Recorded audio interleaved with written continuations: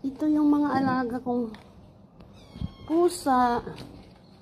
Hindi ko alam saan galing yan sila. Basta dumating sila sa akin. Nalagaan ko sila.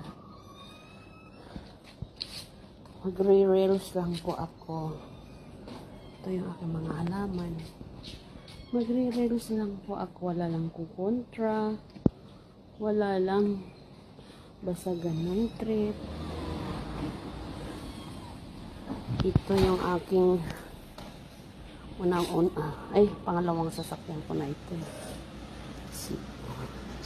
Si Pula. 10 taon na sa akin yan. Yung katuwang ko sa lahat ng trabaho ko, sa lahat ng ginagawa ko, yan ang katulong ko. Si Pula ang tawag ko dyan. Ito naman yung pangatlo kong car.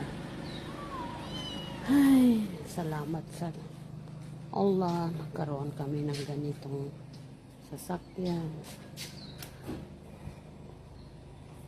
Yan naman ay sa mga anak ko yan.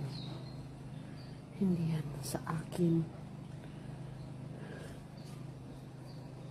Ito lang yan sa akin. Si Pula. Mahal na mahal ko to si Pula ko. Mahal ko naman sila lahat eh.